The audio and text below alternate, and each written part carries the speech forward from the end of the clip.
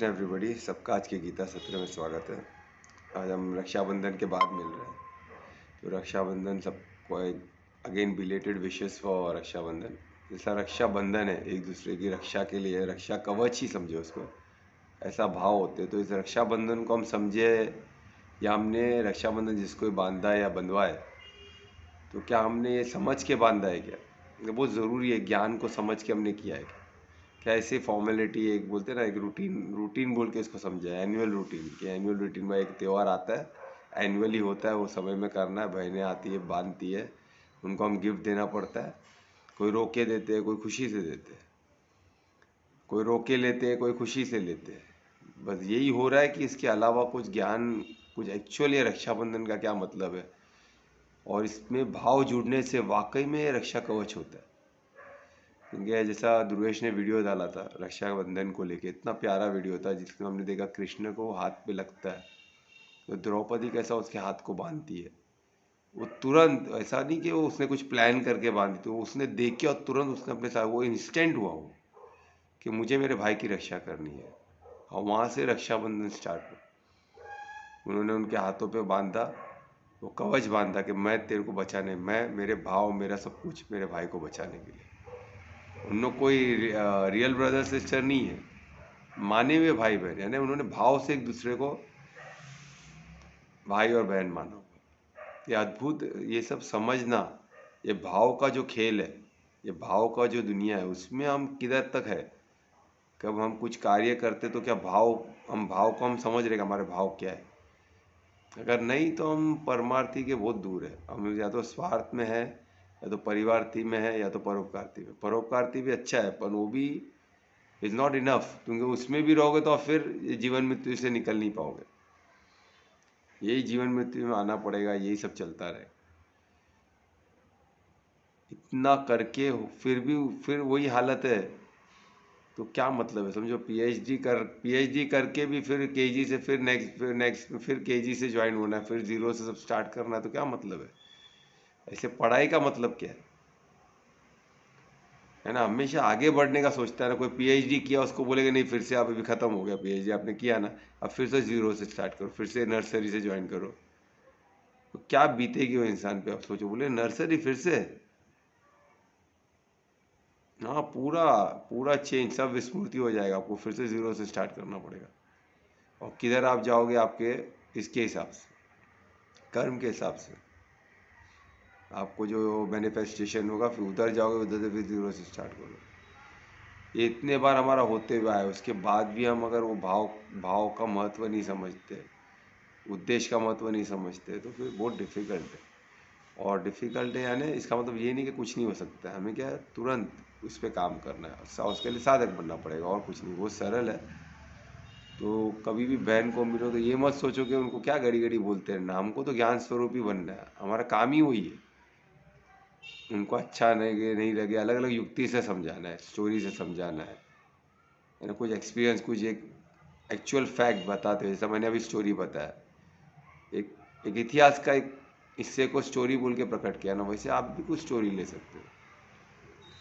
उन्हें बताना ज़रूरी है। सिर्फ ऐसे ही चलते रहेगा, आप राखी बांध रहे हो, क्यों बांध रहे हो आपको नहीं पता, आपको मालूम है, आपकी बहन को नहीं पता है, क्या मतलब क्या उसका? फिर आपने बंधवाया क्यों? इससे अच्छा नहीं बंधवाए, फुकट में फॉर्मेलिटी में पढ़ के मतलब नहीं है, कुछ मतलब नहीं है, waste of time and energy, कुछ फ़ायदा नहीं। और ये फिर ऐसे ही चलता रहेगा। अब बाद में बोलोगे तो बोले अभी नया नया क्या, पहले तो हर साल तो बंधवा था, अब नया क्या बात कर रहे तू? बहन ही बोलेगी आपको, नया नया क्या नाटक चालू किया, हर साल तो बंधवा रहा है ना, इस साल भी बंधवा के मेरे को गिफ्ट दे, मैं चलती हूँ ना, मेरी लाइफ में इंटरफेयर मत कर। गिफ्ट दे तो अपने रास्ते में, अपने रास्ते, don't interfere in my life please. तो ये सब ज़माना अभी का है, तो आपको समझा, इट्स नॉट इंटरफेरेंस। ज्ञान लाइफ क्या है बताना बहुत ज़रूरी है, और ये शुरुआत तो खाना का करनी पड़ेगी, नहीं तो नहीं होने वाला है। क्योंकि गंदगी मची है, घर में गंदी है, तो हम गंदा बहुत ज़्यादा तो हम छोड़ देते हैं कि अब इतना गंदा है तो कौन साफ करेगा, ऐसे ही रहते, ऐसे रहो। फिर भौतिक की गंदगी दिखती है, वो सत पे इतना गंध छड़ा हुआ है, आचरण में इतना गंध है, संस्कार में इतना गंध है, वो दिखता ही नहीं है। तो क्या होगा? संस्कार का गंध तो मेन है, इतना गंध है, वो आत्मा तड़प रही है अंदर, वो गंध में लिपटी हुई है। आत्मा को तो बचाओ गंध से, अपना घर को साफ रख के क्या होने लगा, घर साफ, घर में तो गंध है तो तकलीफ है। किसी ने कुछ बोल दिया तो भौतिक के सब चीज, किसी ने बोल दिया तो तकलीफ, किसी ने कुछ कर दिया तो तकलीफ। पर अपने आचरण की गंदगी नहीं दिखता, अपना संस्कार की गंदगी नहीं दिखती, वो चलता है। वो क्या करने का, अरे तो चल रहा है चलने दो। जो आत्मा आत्मिक स्थिति पे गए नहीं, आत्मिक स्थिति में गए तो हमको उसका गंध महसूस होता है ना, गंध, अरे क्या क्या लगा हुआ है, इसको निकालो, नहीं चाहिए मेरे को। ये सब क्या है, भौतिक का क्या, मैं कौन हूँ, क्या हुआ, क्या मेरे को सब लोग बुला रहे हैं। ये नाम वाम को लेके मैं थोड़ी ना बैठूंगा। मैं आत्मा हूँ, मैं प्योर हूँ, मैं जेन्यून हूँ, मैं पुरातन हूँ। तो यही गीता का ज्ञान है, इसको काना का इम्प्लीमेंट, काना का शुरू करना पड़ेगा। ठीक है, तो हमने चैप्टर 11 में 36 हमने कंप्लीट किया था, 36 को रिवाइज करते हो। 36 इतना अद्भुत है, सोचो 36 जो समझ गए ना, हर एक श्लोक, इसमें एक श्लोक भी आप पूरा कंप्लीट समझ गए ना, तो आपको उसका इम्पोर्टेंस मालूम पड़ जाएगा। हर श्लोक अपने आप में कंप्लीट भी है। ठीक है, तो एक अभी हम 30 को रिवाइज करें तो आपको देखेगा, तो उसको हम समझ सके और जीवन में ज्ञान स्वरूप बन, इसके लिए परमात्मा का आशीर्वाद लेते हो, आगे बढ़ते हैं। ठीक है, दोनों हाथों को नमस्कार मुद्रा में लाए, हृदय के पास, और परिशुद्ध प्रेम से, पूर्ण समर्पण से परमात्मा को याद करें। उनसे प्रार्थना करें कि ज्ञान स्वरूप हम बने, और जो भी अड़चन हमें आ रही है ज्ञान स्वरूप बनने में, उस अड़चन, उस डाउट, उस फियर को निकालें,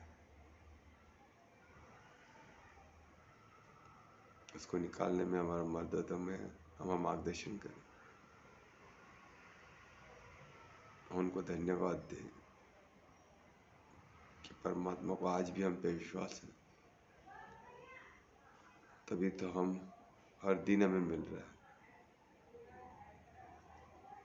जिस दिन विश्वास खत्म हो उस दिन ये मैनिफेस्टेशन खत्म हो जाएगा, एक पल में। निमित्त किसी न किसी को बना देगी माया, काल किसी न किसी को निमित्त बना देगी। पर आज हम जीवित है, इस मैनिफेस्टेशन में है, हम कार्य कर रहे हैं, हम पे परमात्मा को पूरा पूर्ण विश्वास है। वो परिशुद्ध प्रेम से हमको आशीर्वाद दे रहे, ज्ञान दे रहे, और हम ज्ञान स्वरूप बन रहे क्या, उस मार्ग में चल रहे क्या, इस काम को कंटिन्यूस चेक रखना है, अवेयर रहना है। फिर से एक बार परमात्मा को आशीर्वाद, धन्यवाद करते हुए उनके आशीर्वाद करें कि हम ज्ञान स्वरूप बने और खुद का और सबका मंगल कर सकें। हाथों का घर्षण करें, ऊर्जा को आंखों में लगाए, चेहरों में लगाए। ओम श्री गणेशाय नमः। तो हम स्टार्ट करते हैं आज का सेशन। तो जैसे मैं बताया, हम चैप्टर 11 में श्लोक 36 किए। तो श्लोक 36 कितना अद्भुत था, और श्लोक 36 से अर्जुन अभी एक अलग मोड़ पे चला गया। अर्जुन अभी बहुत बहुत क्या बोलते हैं ना, बहुत स्थिति उनकी बहुत सही हो गई है, पर वो फिर भी बोलते ना, वो एक अलग विस्मय में है, क्योंकि उन्होंने अभी दिव्य दृष्टि देखा, और उन्होंने श्लोक 36 से परमात्मा के ऐश्वर्य को, उनके महिमाओं को अलग अलग भिन्न भिन्न दृष्टिकोण से अभी वर्णन करते हैं। दृष्टिकोण अलग अलग होती है ना, दृष्टि से दृष्टिकोण बनता है, तो अलग अलग दृष्टिकोण से वही वर्णन करते हैं परमात्मा, उनके ऐश्वर्य को, और उससे हमें कितनी मदद होती है देखिए। और 36 से स्टार्ट हो रहा है, और ऐसे 10 आगे के 10 श्लोकों में यही होने वाला है। अलग अलग दृष्टिकोण से परमात्मा का ऐश्वर्य को अपने अलग अलग दृष्टिकोण से वर्णन करेंगे, और उससे हम पकड़ के अगर परमात्मा ही सब कुछ है समझ ले, यहाँ वहाँ भागने की कोई ज़रूरत नहीं, समझ ले तो समझो मुझा कार्य हो गया। हमको लगता है नहीं चल जाएगा, अभी फिलहाल ये कर लेते, अभी कुछ है ही नहीं, हर पल तो कल का हमको पता नहीं ना। आज हमारे पास जो पल है उस पल में हमको परमार्थी होना, कल का है मालूम ही नहीं है हमको, तो कल का क्या एक सेकंड बाद का पता नहीं, तो क्यों उस पर डिपेंड रहे, इसका क्लियर होना चाहिए। ठीक है, तो ये बताया, तो इसलिए ये अभी हम देखेंगे 36 में उन्होंने क्या बोला। अभी 36 में उन्होंने ऋषिकेश बोल के संबोधन किया है कृष्ण का, ऋषिकेश। अभी ऋषिकेश का क्या मतलब होता है? मास्टर ऑफ सेंसेस, यानी इंद्रियों के राजा। इंद्रियों पे पूरा राज किसका है? परमात्मा का राज। हमारे इंद्रियां क्या है? अभी मैं ज्ञानेंद्रिया की बात कर रहा हूँ, कर्मेंद्रिया की नहीं। ज्ञानेंद्रिया कौन से हैं? हमारी इंद्रियां। बेसिकली इंद्रियां बोले तो 10 होते हैं, जिसमें ज्ञानेंद्रिया और कर्मेंद्रिया। हम इधर ज्ञानेंद्रिया की बात करें। ज्ञानेंद्रिया कौन से है? जो हम देखते हैं, जो सुनते हैं, यानी हम बहुत, जो स्मेल लेते हैं, जो टेस्ट और जो टच, यही सब है 5। इससे हम भौतिक, जो भौतिक जगत है, जो माया से हम संपर्क में आते हैं, जो सत्य है। वो गलत है ऐसा नहीं, वो सत्य है। और उसके पीछे का सत्य क्या है? सत्य टेम्पररी है, हमको समझना बहुत इंपॉर्टेंट। तो इसके राजा कौन है? स्वयं परमात्मा। वो उनका यह ऐश्वर्य है कि हम क्या देख सकते हैं, कि उनका यह ऐश्वर्य है कि हम क्या सुगंध ले सकते हैं, क्या सुनते हैं, वो सब उनका ऐश्वर्य है। तो सोचो अभी इस चीज को याद रखते हुए हम आगे का भी पढ़ूंगा, तो उस पर देखो क्या वो बोल रहे हैं। तो इसमें बोल रहे, इस पर याद रखिए कि वो क्या, ऋषिकेश यानी इंद्रियों के राजा। इंद्रियों पे आपका राज्य है, आपका ऐश्वर्य है सब। मेरे को जो भी दिख रहा है, जो भी सुन रहा है, सब आपका ही ऐश्वर्य है। ठीक है। अभी जो लोग इस चीज को एक्सेप्ट करते हैं कि ये परमात्मा का ऐश्वर्य है, जो मैं देख रहा हूँ, जो समझ रहा हूँ, जैसे सूर्य को देखा, सूर्य के प्रकाश को मैं फील किया। सबसे तेजस्वी कौन है? सूर्य। सूर्य कौन है? परमात्मा का ऐश्वर्य। मैं कुछ खूबसूरत कलर्स को देख रहा हूँ, परमात्मा का ऐश्वर्य। उसको समझ पा रहा हूँ, कुछ अच्छे स्मेल को सुना, परमात्मा का ऐश्वर्य। हर चीज़ में परमात्मा का याद कर। पानी पी रहा हूँ, उसकी शीतलता को एंजॉय कर रहा हूँ। मेरी प्यास बुझ रही है, ये भी परमात्मा का ऐश्वर्य कि वो मेरे प्यास बुझा रहे। तो ये समझना, तो इससे क्या होता है कि हम परमात्मा, और जो लोग इस चीज़ को एक्सेप्ट करते हैं, वो हमेशा उमंग उत्साह में रहते हैं, वो प्रसन्न रहते हैं। क्योंकि परमात्मा उनको हर चीज दे रहे ना, हर कंटिन्यू जुड़े हुए उनसे। वो अकेले है ही नहीं, परमात्मा कंटिन्यू उनके साथ है। वो सुन रहे तो परमात्मा है, वो देख रहे तो परमात्मा है। या तो उनको दिखता ही नहीं ना, परमात्मा का ऐश्वर्य है, परमात्मा ही राज्य राजा है। वो देख नहीं सकते, सुन नहीं सकते, कुछ नहीं, कुछ भी। इंद्रियों का राजा ही अगर आपके साथ नहीं है तो ये सब कैसे दिखेगा? नहीं दिखेगा ना। ये सब सुन नहीं पाओगे, सब फील नहीं कर पाओगे। तो वो बोल रहे कि देखो वो आपके साथ है, समझना है हमको। ठीक है। और क्या बोल रहे कि जो लोग ये एक्सेप्ट करते हैं, वो लोग प्रसन्न रहते हैं। और जो लोग नहीं एक्सेप्ट करते, तो ऐसा तो ही ना होता, हम देख रहे हैं ना। तो ये क्या ऐश्वर्य, ऐश्वर्य ये सब तो ही ना ऐसा होता। तो वो क्या, हमेशा डरे रहते, परमात्मा से डरते, परमात्मा से चिढ़ते हैं। हम देख रहे, हम मेहनत कर रहे, उनका कैसे ऐश्वर्य हो? मेरा ऐश्वर्य, मैं कर रहा हूँ, मैं जीता। ये सब मैं कर रहा हूँ, मैं करता हूँ, मैं कमाया, मैंने घर बनाया, मैं कमा रहा हूँ, मैं पाल रहा हूँ बच्चों को, मैंने उनको उच्च शिक्षा, मैं दुनिया का सब कुछ करके बैठा हूँ। ऐसा क्या नहीं है कुछ मैंने ऐसा कुछ किया नहीं, ऐसा है नहीं। ऐसे ऐसे लोग मेरे को ऐसा कुछ नहीं है जो मैंने किया है, मैं सब कुछ करके बैठा हूँ। अरे वाह, ऐसे ऐसे मिलते हैं कि सुनते रहो बस उनकी महिमा, खुद की महिमा। अरे हर चीज परमात्मा का ऐश्वर्य। हम क्या कर रहे हैं? हम कुछ नहीं कर रहे। जो इंद्रियां ही नहीं रहेगी तो हम क्या समझो, पांचों इंद्रियां नहीं है तो क्या है? बोला हमारा क्या है बताओ? ना हम कुछ देख सक पाए, ना कुछ सुन पाए। तो पांचों इंद्रिया अगर राजा वो हमारे साथ नहीं है तो क्या है जीवन का? क्या मतलब? बताओ, कुछ है ही नहीं फिर। कुछ है, एग्जिस्ट ही नहीं करता हमारे लिए फिर। कुछ एग्जिस्ट, ऐसे पढ़े हम, कुछ एग्जिस्ट ही नहीं करता है। बल्कि ले सोचो, साधो तो सही, तो आपको पता चलेगा कि परमात्मा का ऐश्वर्य है। हम जितना परमा उतना हमारा ऐश्वर्य और बढ़ेगा। तो उनको भूल जाना, ये कहाँ की अक्लमंदी? तो ये सोचना, तो वो ये चीज को याद रखते हम आगे बढ़ेंगे। ठीक है। और इसमें ये नेचुरल है, जो उनको एक्सेप्ट करेगा वो क्या रहेगा? खुश रहेगा। ये स्वाभाविक है ना। जो उनको परमात्मा को खुश रहेगा, प्रसन्न रहेगा। जो नहीं मानेगा वो टेंशन में रहेगा, दुखी रहेगा कि मेरी कोई तारीफ नहीं कर रहा है। क्योंकि हर कोई अपनी तारीफ करे, तुम्हारी क्यों करेगा भाई? हर कोई सोचता है उसने किया। करोड़पति से करोड़पति, चपरासी से चपरासी, कोई खुद को गलत बोला है क्या आज तक? तो अरे हम तो भगवान को डरते, एकदम अच्छे से रहते। हर कोई ये, मैं आज हर कोई से यही सुना, तो पाप को सब अच्छे, तो पापी कौन है भाई? तो दुनिया में तब पाप क्यों हो रहे हैं? क्योंकि उनको भाव पे नहीं ध्यान है ना। भाव क्या, परिवार है, स्वार्थ है तो वो गए। अगर उधर परिवार है तो गए, उधर परोपकार है तो गए। परमार्थ है क्या, भाव उद्देश्य क्या है, वो क्लियर करे पहले, तो अब बोलो कि नहीं मैं ऐसा हूँ। अब उधर ही गड़बड़ है तो कुछ मतलब ही नहीं है, कुछ मतलब नहीं। और सत्य को बोलने, जब ज्ञान स्वरूप बनने में तकलीफ है, तो कोई मतलब ही नहीं है फिर।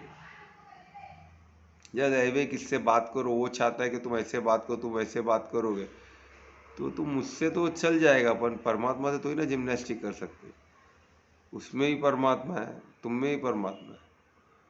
तुम क्या बोल रहे हो वो भी देख रहा है, वो क्या सुन के क्या समझ रहा है वो भी वो देख रहा है, तुम्हारे भाव को भी देख रहा है, उनके उसके भाव को भी देख रहा है। ये ऐसा गुह्य जाल है, इसको समझना ये बहुत अद्भुत है।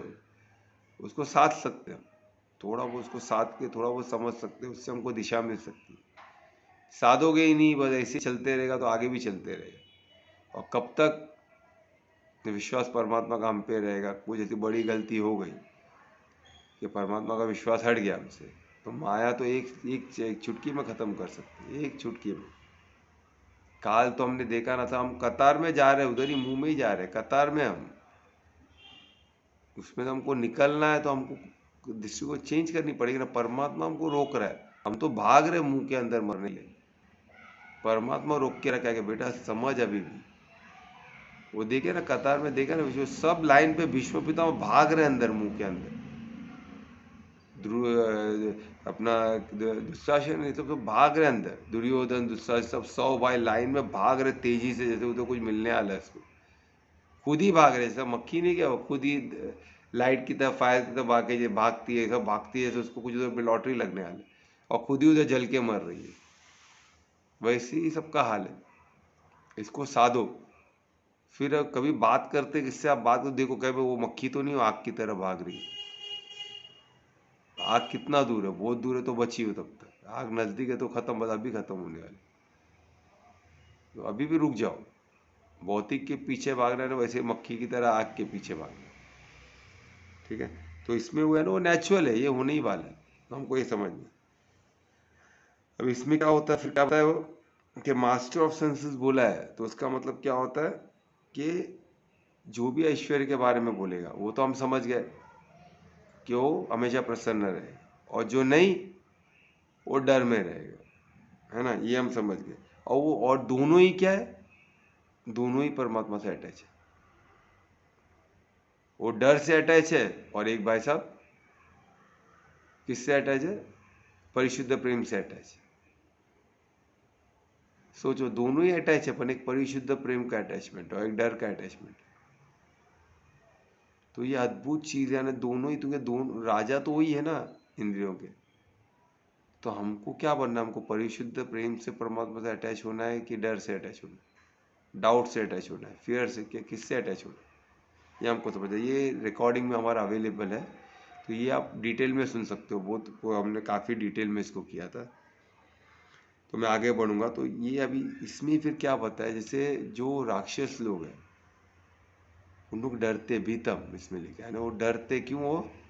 क्योंकि वो एक्सेप्ट नहीं करते इस चीज़ को। जो भी राक्षस गुणों के हैं, जो तामसिक गुणों के, वो क्यों ऐसे? बिकॉज उन्हें एक्सेप्ट नहीं करते। ये ऐश्वर्य नहीं हो, ऐसा नहीं हो सकता है। या तो हमारे पास अभी समय नहीं है समझने को, बाद में हम समझेंगे, पर अभी फिलहाल तो मेरे को मेरा कार्य कर दे दो। ये मैं नहीं करूँगा तो कौन करेगा? मुझे ही करना पड़ेगा। अरे करना पड़ेगा, पर ये कौन कर, परम कर्ता कौन है, परम भोक्ता कौन है, वो तो याद रखो। वो भूल जाओगे तो कहेगा आपका, आपके इंद्रियों का महाराजा कौन है, उसको आप सलामी नहीं दोगे तो क्या होगा हालत? राजा की इज्जत नहीं करोगे तो क्या होगा? राजा के राज्य के हिसाब से कार्य नहीं करेगा तो क्या होगा? वो हमको देखना पड़ेगा।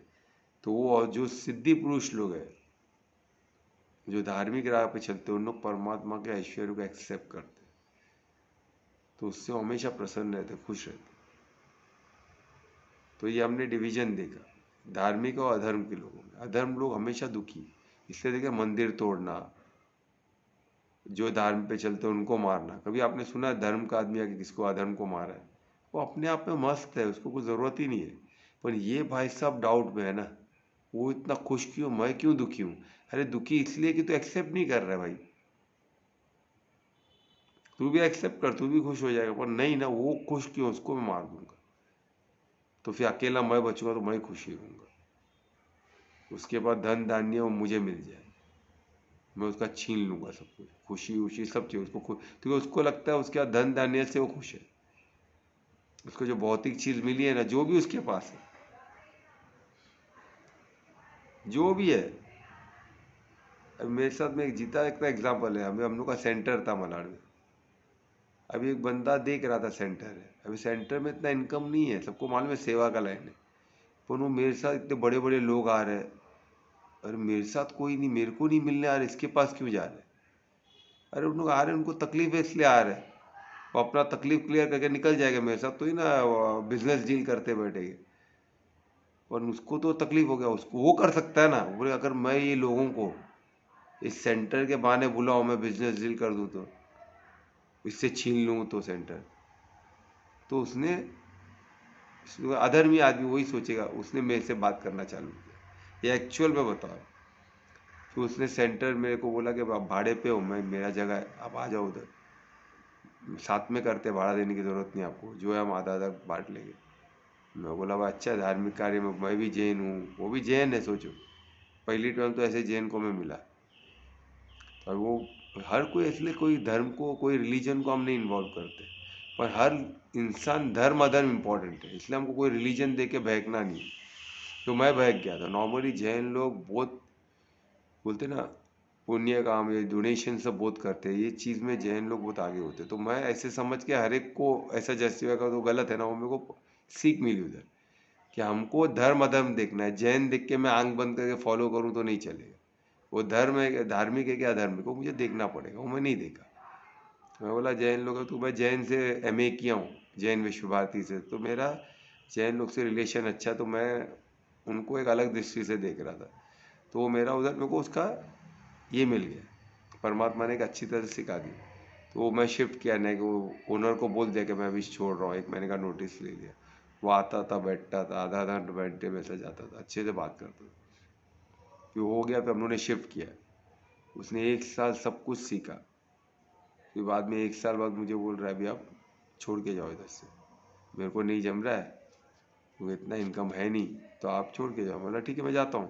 बोलता है मशीन मशीन किधर लेके आ रहे हो, ये मेरा है, आपको कितना पैसा चाहिए बोलो, उतना दे के चले जाओ, मैं इतना जो देता हूँ लेके आप निकलो, नहीं तो मैं ठोक दूंगा। ठोक दूंगा तक का वर्ड यूज़ किया, सोचो।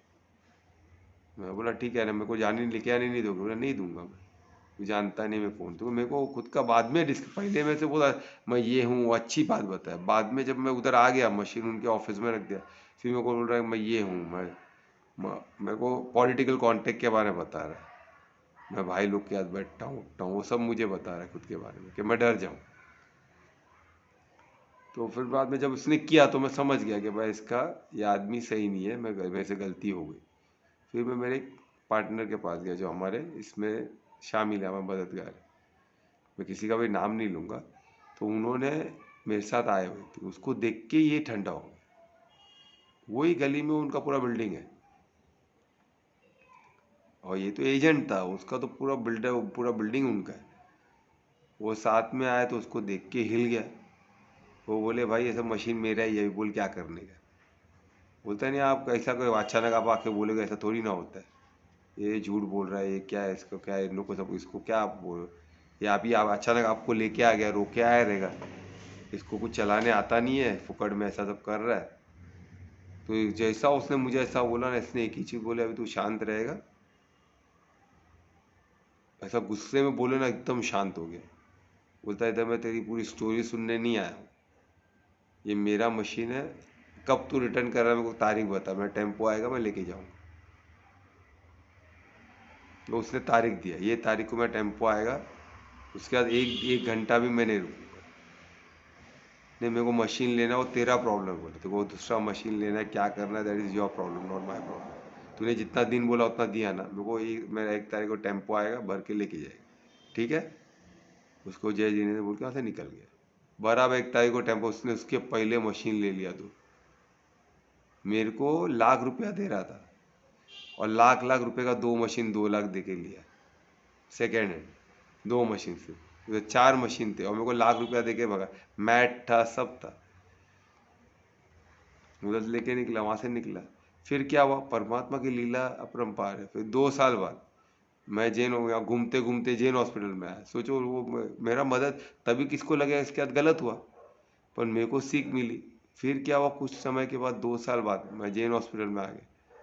फिर बाद में उधर के सामने बंदे ने, वो सामने के दुकान वाले ने मुझे कॉल किया, तो उनको सब मैं पहचानता था, हम लोग मिलते थे, आजू बाजू के दुकान वाले को जानते हैं ना। तो उसने कॉल किया कि ऐसा ऐसा वो जो बंदा आपका था जो, वो भाग गया है, तो 2 मशीन रखा है, आप लोगे क्या?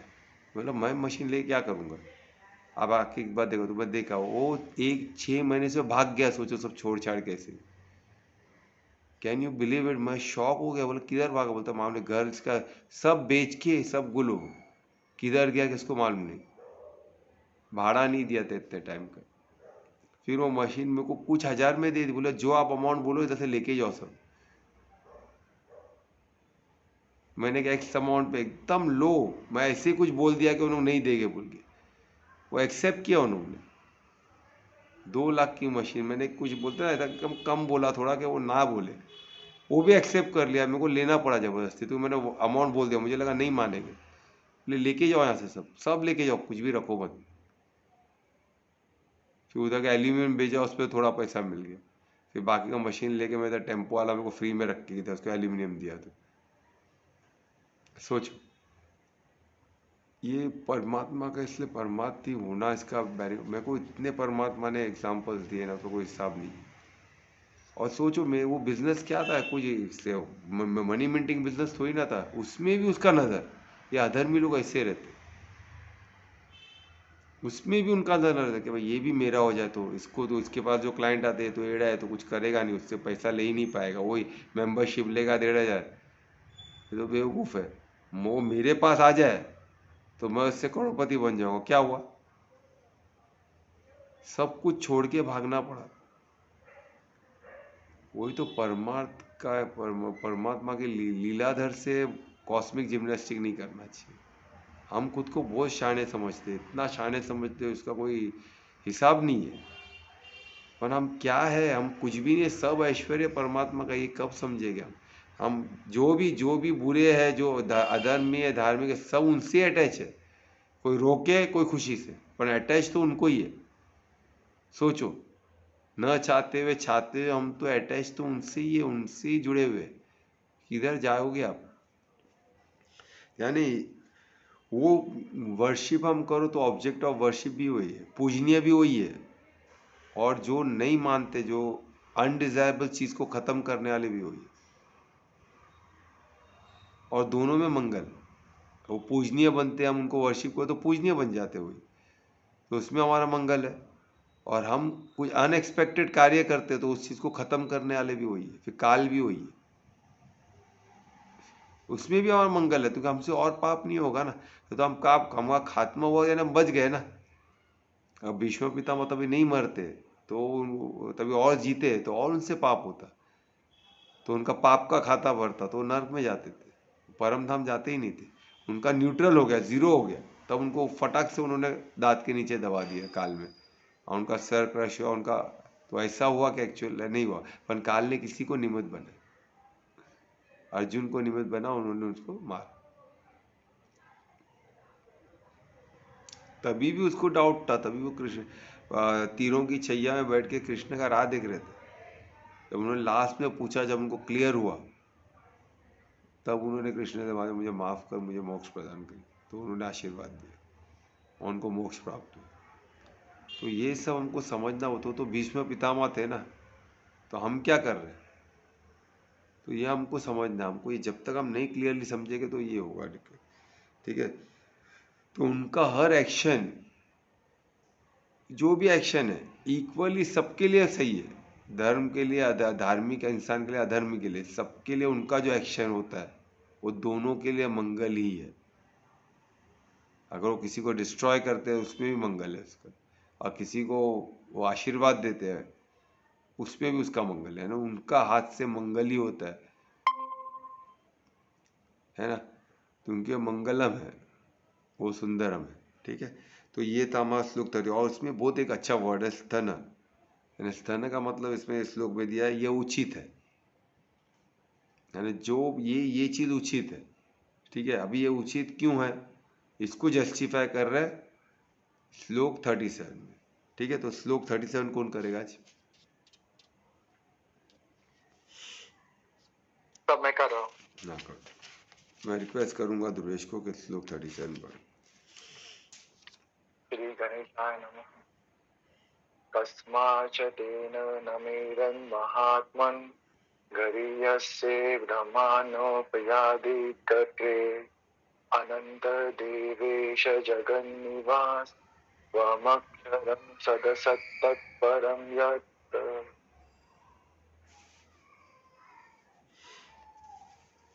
अभी इसमें देखिए ये श्लोक में अभी अर्जुन क्या कर रहा है, मैं जैसे बताया 10 तक अलग अलग दृष्टिकोण से वो समझा रहे हैं हमें, है ना। तो अभी ये जस्टिफाई कर रहे हैं, एक दृष्टिकोण दे रहे हैं कि जस्टिफाई कर रहे हैं कि उन्होंने क्यों बोला है उचित है।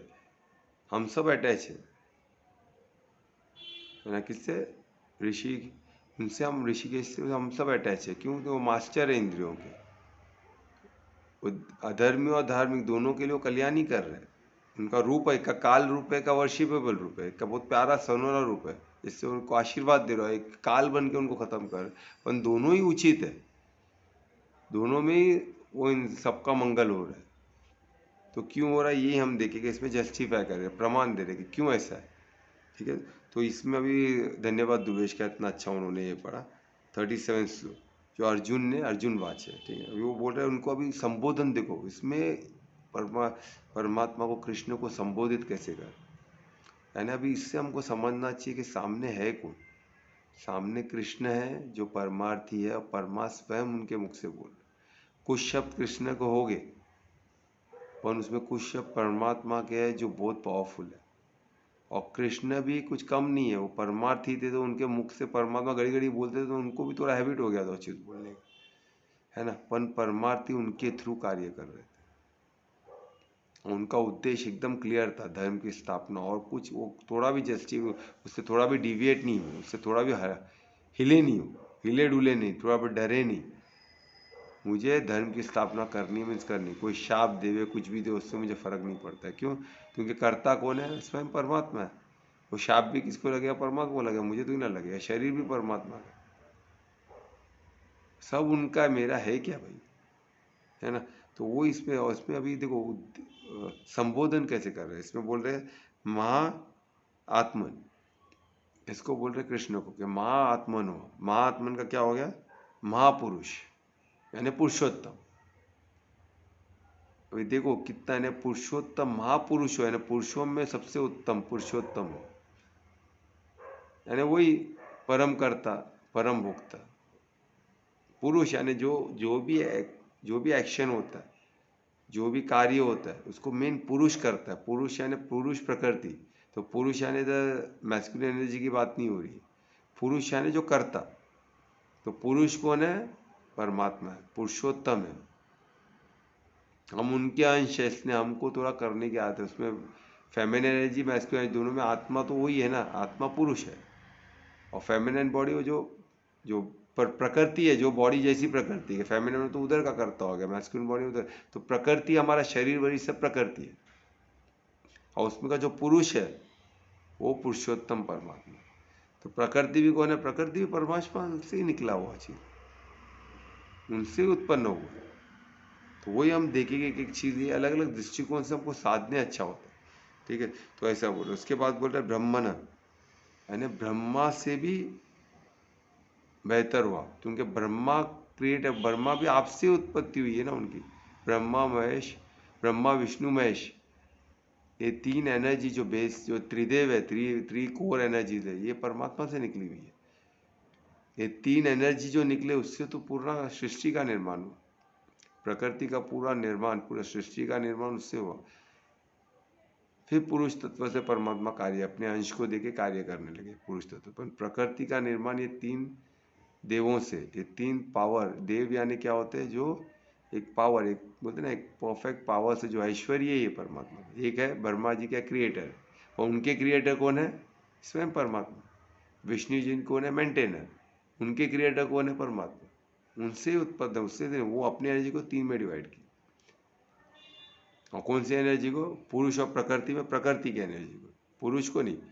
पुरुष तो अभी वो करेगी कार्य, आगे कार्य कौन करेगा, पुरुष। प्रकृति का जो है वो उससे निकली, जो माया, जो जीव और माया ना, तो उससे माया से निकला हुआ ये सब है 3 एनर्जी। तो उससे आप जिस तरह उसको समझो, अपन साधो इस चीज को, तो ये 3 एनर्जी, 3 से भी क्रिएशन स्टार्ट होता है।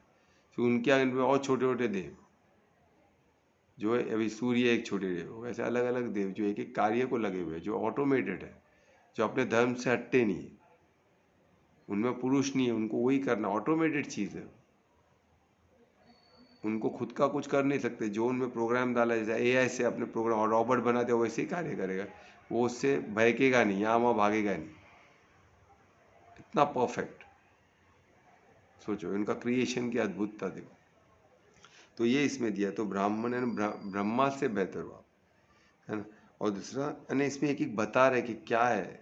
कोई लोग बोलते हैं ना, कोई लोग उधर ही अटक जाते हैं, देवी देवताओं पे अटक जाते हैं, उसके ऊपर परमात्मा को, परमात्मा की ये देवी देवता की उत्पत्ति परमात्मा से वो नहीं मानते, उधर फंस जाते हैं। तो वो इसमें बताया कि हर ब्रह्मा या जो क्रिएटर है, जो पूर्ण प्रकृति के क्रिएटर है, वो भी किससे निकले हुए, उनके क्रिएटर कौन है, स्वयं परमात्मा। ठीक है, अब ये कौन, ये परमात्मा भगवान वाच्य है, इसको भी नहीं मानोगे तो फिर वही मत मानो, तो क्या होगा हालत, डरे रहोगे, हमेशा डाउट में रहोगे, फियर में रहोगे, भटकते रहोगे, भटकती आत्मा की तरह। फिर जो बोल रहा है उस पर नफरत करोगे, उसको खत्म करने देखोगे, उसके अगेंस्ट जाने देखोगे जो बोल रहा है चीज। तो ये इसमें कन्फ्यूजन होता है, उनके अगेंस्ट खड़े हो जाओगे कि नहीं ऐसा तो ही ना होता है सर, कुछ भी बोल रहा आप,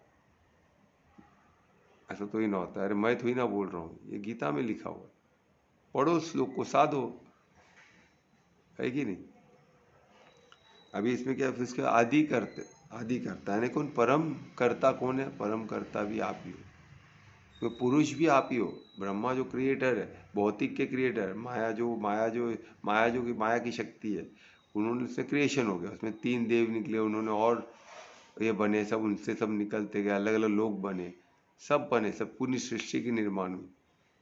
फिर उसके बाद आत्मा पुरुष में, वो पुरुष कौन है, स्वयं परमात्मा, उनके अपने अंश को उन्होंने भेजा तो कार्य करने के लिए।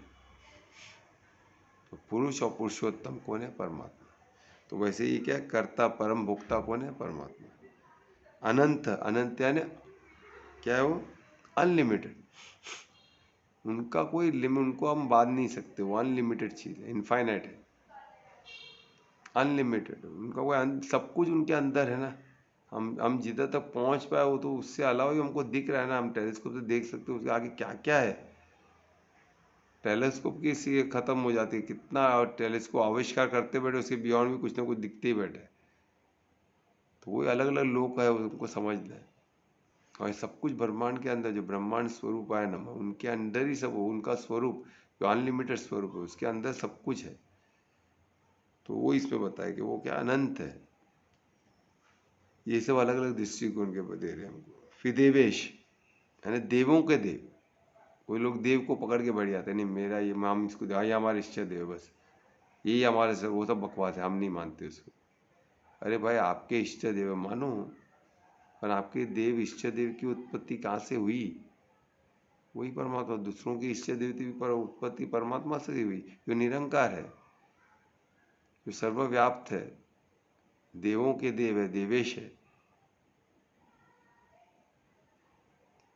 ना। ये हमको समझना बहुत जरूरी है। अगर ये नहीं समझेंगे, फिर वही अधर्म में क्या एक्सेप्ट नहीं करोगे, फिर भोगते रहो, फियर डाउट, फिर बोलेगे मेरे ऐसा क्यों नहीं हो रहा है, वैसा क्यों नहीं हो रहा है, वैसा ही क्यों हो रहा है। तो गलती हमारी है ना। परमात्मा जो हमको, जो हमारे मास्टर, उस पर डाउट करोगे और फिर बोले अभी तुम समझो एक के घर में रह रहे हो, उसके घर में रह रहे हो, वही तुमको खर्चा पानी दे रहा है, वही तुमको खाना पानी सब वही दे रहा है, और बोले भाई तू कौन? उसका पैसा ले रहे हो, खा रहे, फिर बोले तू कौन है भाई, हम तुझे नहीं मानते। तो वो तुमको लगता है तुमको रखेगा उधर? बोले अच्छा निकल यहाँ से चल। रोज पैसा ले देता हूँ तो ले रहा है, खा रहा है, सब कर रहा है, और जब काम का जब मैं आया तो बोल रहा तू है कौन? वाह रे वाह, चल निकल यहाँ से। ये चीज को साधो, सब कुछ वो दे रहा है क्योंकि परिशुद्ध प्रेम करते हैं हमको, तो हम उनके ही अंश है ना, आत्मा तो, और बाकी तो लीला है उनकी, सब ऑटोमेटेड है, उनका एक लीला चल रहा है उसमें। हमको हमारा वो हमको चाहते हैं कि हम परिशुद्ध प्रेम उनसे भी करें, इसलिए ऑप्शन है भाई, तू जो करना है कर, जो भोगना है वो तो तेरे थ्रू मैं ही भोगने वाला हूँ, परम भोक्ता भी वही है, देवेश बोल रहे हैं, देवों को देव है ना। उसके बाद क्या है? जगत निवास। सोचो जगत निवास है ने पूर्ण जगत, पूर्ण जगत आपके ही आश्रय है, आपके ही शरण, पूर्ण जगत, जगत निवास है, जगत आपके अंदर ही निवास कर रहा है, जितने लोग हैं सब आपके अंदर ही निवास, आप हट गए तो कुछ बचेगा ही नहीं, निवास यानी उनके अंदर सब सुरक्षित है, हम सब कुछ उनके वजह से ही चल रहा है, उनका जो परम तत्व है वो है तो हम है, वो परम तत्व से ही सब बना है ना, वो परम तत्व ही नहीं तो क्या मतलब है, कुछ नहीं एग्जिस्ट करेगा, कुछ नहीं, यहाँ तक कि स्पेस भी नहीं एग्जिस्ट करेगा, ये हमको समझना है, उसको साधो, ठीक है। फिर उसके बाद क्या? अक्षरम। अक्षरम क्या? अविनाशी, उनका कोई अंत नहीं है, उसको कोई कोई चीज उनको कोई खत्म नहीं, परम तत्व को परम तत्व से छोटा कोई है ही नहीं, अति सूक्ष्म, अति सूक्ष्म, उसको कौन खत्म करेगा? खत्म हो कि फिर परम तत्व में ही लीन हो जाना है सबको, अब परम तत्व से और क्या खत्म होने के लिए बचा है? कुछ बचा ही नहीं है। अब खत्म हो कि खत्म, बटे बटे बटे बटे बटे बटे बटे, पांच तत्व से बटे, एनर्जी एनर्जी से बटे बटे बटे बटे, फिर पहुंचना परम तत्व पे ही, और परम तत्व यानी वही अखंड स्वरूप, ब्रह्मांड स्वरूप, परम तत्व का ही स्वरूप के बेस रूप में, यानी कोई मैनिफेस्टेशन। तो ये हमको समझना, तो वो हमको समझ के हमको आगे बढ़ना है कि हम वहाँ ही जाएंगे, तो वहाँ जाएंगे तो उससे क्या हमको करना है? तो बचना। तो अभी ये क्या है? सत असत। अभी सत असत क्या हो गया? इधर हमको बहुत ध्यान देना है। सत क्या है? जो कार्य करता है, तो कार्य और कारण। असत क्या है? कारण, यानी हम क्यों कारण कर रहे हैं? तो अभी सत्य हमारे सामने जो सत्य हो रहा है, जो असत है टेम्पररी है, सत क्या है? जो परमानेंट है, परम तत्व परमानेंट है, आत्मा परमानेंट है, पर ये जो क्रिएशन है, ये जो लीला है परमात्मा की, वो टेम्पररी, लीला चेंज होते रहती है, प्रकृति चेंज होते रहती है, भौतिक चीजें माया चेंज होते रहती है, तो उसको हमको कैसे हैंडल करना है? वो कारण है, उसको कैसे हम हैंडल करें, हम उसमें कैसे जिए, कि हमारा उसमें कैसे जीना है हमको, उसमें परमात्मा पे परिशुद्ध प्रेम रख के कैसे हम उसमें निकल सकते हैं, है ना, वो हमको देखना है। तो वो ये सत असत को जानना। फिर इसमें तत्परम। अभी तत्परम क्या हो गया?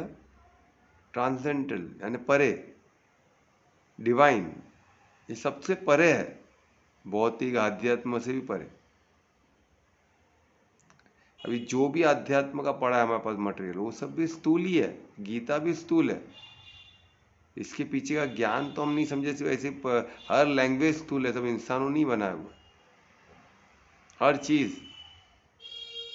तो ये बोलते ना भौतिक और अध्यात्म सबसे परे, फिर जीव अजीव उससे भी परे,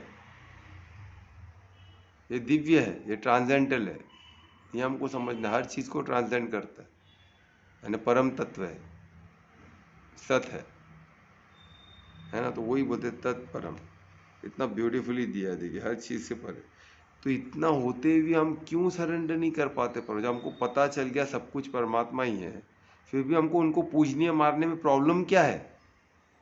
यही $1,000,000 क्वेश्चन अर्जुन पूछ रहा है, कि जब हमें पता चल गया तो ये दृष्टिकोण दे रहा है, फिर भी लोग उनको पूजने क्यों नहीं? कृष्ण का मजाक उड़ा रहा था दुर्योधन, उनको अरेस्ट तक करने चला गया, क्योंकि उनके पीछे का मूर्त के पीछे अमूर्त को नहीं देख पाया, सत को नहीं देख पाया, कौन है उनके अंदर, परमात्मा स्वयं उनके थ्रू ऑपरेट कर रहे, उनके थ्रू कार्य कर रहे, वो नहीं देख पाया तो क्या होगा, उसका हालत देखो क्या होने वाला। लोग बोलते पूजनीय क्यों नहीं मान रहे हम, उनको नमस्कार करने में, नमन करने में प्रॉब्लम क्या है, प्रॉब्लम क्या है, इसको साधो, प्रॉब्लम क्या है, मेरे को प्रॉब्लम तो बताओ। अभी ये एक दृष्टिकोण दिए, देखो क्या क्या सब दिया है, इसके अलावा प्रॉब्लम क्या है। तो ये था 37, तो श्लोक 37 यहाँ कंप्लीट करते हो, तो 38 हम कल करेंगे। आज टाइम है ध्रुवेश? सब हो गया ना, तो इधर कंप्लीट, तो 38 हम कल करेंगे। बहुत इंपॉर्टेंट श्लोक है कि इसको समझो, ये बहुत ही इंपॉर्टेंट हमको क्वेश्चन साधने के लिए दिया है, इसको साधो। क्यों हम पूजनीय नहीं मान सकते परमात्मा को, बताओ क्यों नहीं मान सकते, उनको नमन करने में, उनको नमस्कार करने में प्रॉब्लम क्या है, ये सब जानने के बाद भी। हाँ, सर वो कंटिन्यूस याद नहीं रहता, भूल जाते हैं वो, कुछ तो काम वही बात है ना, तो कुछ चीज उनसे ज्यादा इंपॉर्टेंट लगता है, क्यों, यानी कुछ चीज हमको उनसे, हाँ वो ध्यान निकल जाता है, वो नहीं, कंटिन्यूसली ध्यान क्यों निकलता है तुमका, हमको क्या लगता है ये इंपॉर्टेंट है, अभी फिलहाल ये कर लेते, बाद में देखेंगे, नहीं तो नहीं निकलेगा। एक बार उनको मान लिया हम इंपॉर्टेंट है तो कैसे निकलेगा। अभी समझो एक बंदा जॉब पे जा रहा है, उसको उसने 2 लाख का पगार दे रहे हैं, हर घंटे का उसको पैसा मिल रहा है, वो भूलेगा क्या बॉस को, नहीं भूलेगा। तो उसको मालूम है मैं इधर काम करूंगा, मैं करूंगा, उनको मानूंगा तो ही मेरे को पगार मिलने वाला है। हमेशा उसके सतत दिमाग में रहता है, क्योंकि मेरे को हर घंटे पैसा मेरे अकाउंट में आ रहा है, टक, 1 घंटा वो पैसा है, 1 घंटा वो पैसा है, 1 घंटा वो डॉलर है, इतना डॉलर है, इतना डॉलर है, तो मेरे को कंटिन्यू ध्यान रखना पड़ेगा, नहीं इनको मेरे को देखना ही है, तो इम्पोर्टेंट है भाई मेरे लिए। हाँ, अगर नहीं दे रहे पैसा तो बोले छोड़, पैसा ही नहीं आ रहा, क्या मतलब है, नहीं दे, इम्पोर्टेंट नहीं है मेरे लिए। यानी हम अगर किसी को महत्वपूर्ण मानते तो वो हम भूल नहीं सकते उस चीज़ को, हम उनसे ज़्यादा इम्पोर्टेंट किसी और को दे देते, वो साधो तो मालूम पड़ेगा। अगर सबसे इम्पोर्टेंट, सबसे पूजनीय कोई परमात्मा है तो उससे बढ़कर है कौन, अगर है तो फिर उधर ध्यान जाएगा ना, अगर नहीं है तो उधर कैसे ध्यान दिया जाएगा, पॉसिबल ही नहीं है। इसको साधो, तो हमको एडवांस में ये सब पे हम डिटेल में जाएंगे, विल क्रूज इन दैट, उसमें डिटेल में क्रूज इन करेंगे हम, और डिटेल में और डिग इन करेंगे, ठीक है। तो इसको साधो। और कोई क्वेश्चन है इससे रिलेटेड?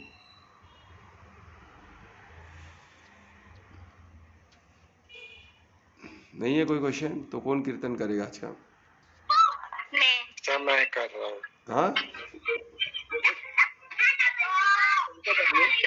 अभी 2 जन कोमल कर रहे हैं। हाँ ध्रुवेश, कोमल को कर रहे हैं। हाँ, मैं महादेव का कर रहा हूँ आज, इसके लिए कर रहा हूँ। आज का महादेव का, तुम कौन सा कर रही हो कोमल तुम कौन सा कर रही हो? मैं भी महादेव का ही चल रही हूँ। अरे वेरी गुड, बिंदास करो, हर हर महादेव। तो चलो ध्रुवेश ने भी बोल दिया, चलो तो हाँ चलो, तो मैं रिक्वेस्ट करूँगा कोमल को कि वो कीर्तन कर। ओम नमः शिवाय, ओम नमः शिवाय, हर हर बोले नमः शिवाय, ओम नमः शिवाय, ओम नमः शिवाय, हर हर बोले नमः शिवाय, रामेश्वराय शिव रामेश्वराय, हर हर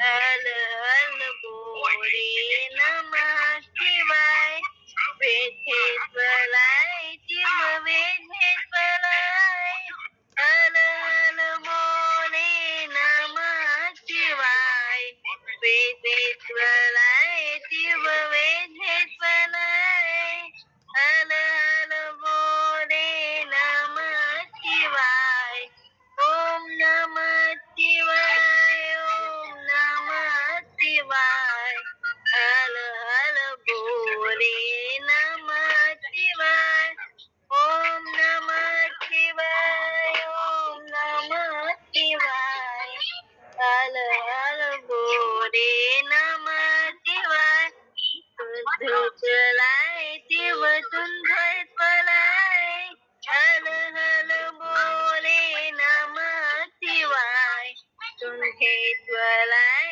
शिव सुंधेश्वराय हल हल बोले नमः शिवाय ओम नमः शिवाय ओम नमः शिवाय हर हर बोले नमः शिवाय ओम नमः शिवाय ओम नमः शिवाय हर हर बोले नमः शिवाय जटा धराय शिव जटा धराय हल हल बोले नमः शिवाय जटा धराय शिव जटा धराय हल हल बोले नमः शिवाय नमः शिवाय हर हर महादेव। हर हर महादेव।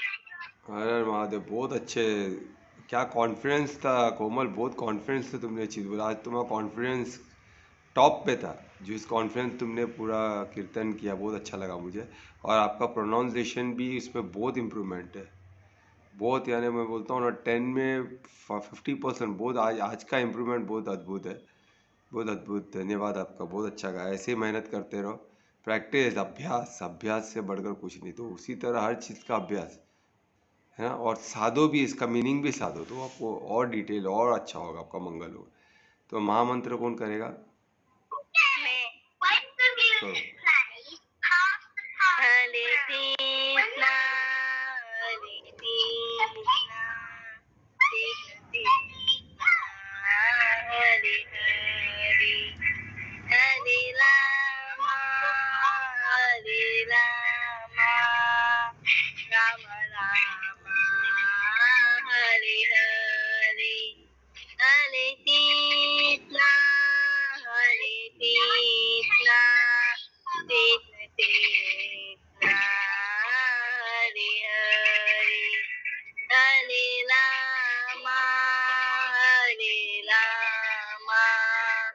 राम राम हरे हरे हरे कृष्णा कृष्ण कृष्ण हरे हरे हरे राम राम राम हरे हरे हरे कृष्णा कृष्ण कृष्ण हरे हरे हरे राम राम राम हरे हरे। बहुत अच्छे कोमल, बहुत अच्छे कोमल, बहुत अच्छा आपने कीर्तन किया। तो आपका धन्यवाद। तो इस कीर्तन के, आप इसका महामंत्र के साथ आज का सत्र यहाँ समाप्त करते हैं। सबका मंगल हो। कल फिर 9 बजे हम फिर मिलेंगे नए श्लोक के साथ। तो सब सादे है ना, ये आज के श्लोक को बहुत सादे, और कल क्वेश्चन है तो कल अवश्य पूछे, शुरुआत में ही पूछ सकते हो। ये साधक का फोरम है ना, तो इसको साधक का फोरम ही रहने देंगे, ठीक है। और एडवांस में तो बहुत अच्छा होगा, और डाइव इन और क्रूज इन करेंगे, ठीक है। चलो, सबका मंगल हो। शुभ रात्रि, सबका कल्याण हो। धन्यवाद। शुभ रात्रि सभी को। सब शुभ रात्रि। शुभ रात्रि।